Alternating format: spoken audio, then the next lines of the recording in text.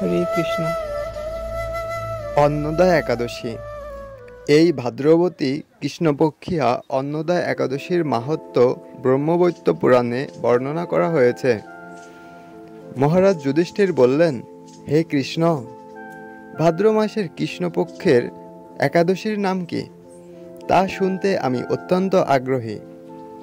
শ্রীকৃষ্ণ বললেন, হে রাজন, আমি সবিস্তারে এই একাদশীর কথা বর্ণনা করছি, আপনি একাগ্রচিত্তে শ্রবণ করুন।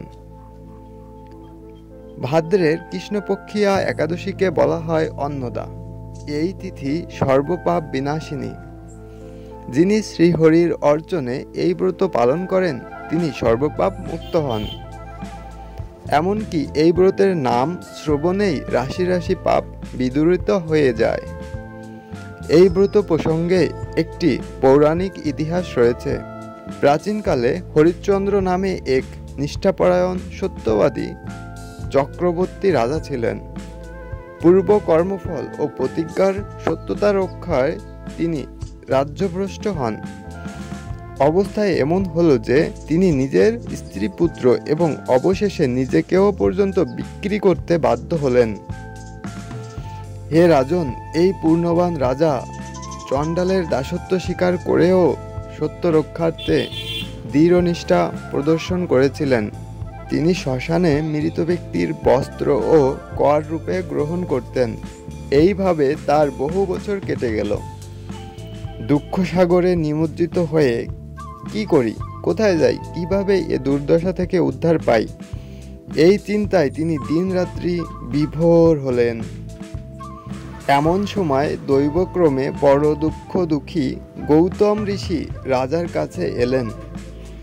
রাজা মুনিকে দর্শন করে ভক্তি ভরে প্রণাম করলেন। করজোড়ে তার সামনে দাঁড়িয়ে একে একে নিজের সমস্ত কথা জানালেন। রাজার দুঃখের কথা শুনে মুনিবর বিস্ময়াপন্ন হলেন। অত্যন্ত ব্যথিত হয়ে তিনি বললেন, হে রাজন, ভাদ্র মাসে কৃষ্ণপক্ষের একাদশী অন্নদা নামে জগতে প্রসিদ্ধ। আপনি এই ব্রত পালন করুন। এই ব্রত প্রভাবে আপনার সমস্ত পাপের বিনাশ হবে। আপনার ভাগ্যবশত আগামী 7 দিন পরেই এই তিথির আবির্ভাব হবে। ওই দিন উপবাস থেকে রাত্রি জাগরণ করবেন। এইভাবে ব্রত উদযাপনের আপনার সমস্ত পাপ ক্ষয় হবে। হে রাজন, আপনার পূর্ণ প্রভাবে আমি এখানে এসেছি জানবেন। এই কথা বলে গৌতম মুনি অন্তর্হিত হলেন। ঋষিবরের উপদেশ মতো তিনি শ্রদ্ধা সহকারে সেই ব্রত পালন করলেন। তার ফলে তার সমস্ত পাপ দূর হলো। হে মহারাজ, এই ব্রতের প্রভাব শ্রবণ করুন। যথাবিধি এই ব্রত পালনে বহু বছরের দুঃখভোগের অবসান হয়। ব্রতের প্রভাবে রাজা হরিশ্চন্দ্রের সকল দুঃখ সমাপ্ত হলো। পুনরায় তিনি স্ত্রীকে ফিরে পেলেন এবং তার মৃত পুত্রও জীবিত হলো। আকাশ থেকে দেবগণ দুন্দুভিবাদ্য ও পুষ্পবর্ষণ করতে লাগলেন। নিষ্কণ্টক রাজ্য সুখ ভোগ করে অবশেষে আত্মীয় স্বজন ও নগরবাসী সহ স্বর্গে গমন করলেন। যে মানুষ নিষ্ঠা সহকারে এই ব্রত পালন করেন তিনি শ্রীহরির চরণে ভক্তি লাভ করে অবশেষে দিব্যধামে গমন করেন।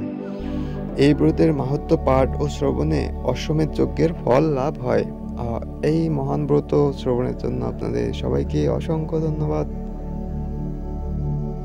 হরে কৃষ্ণ কৃষ্ণ কৃষ্ণ হরে হরে, হরে রাম রাম রাম হরে হরে।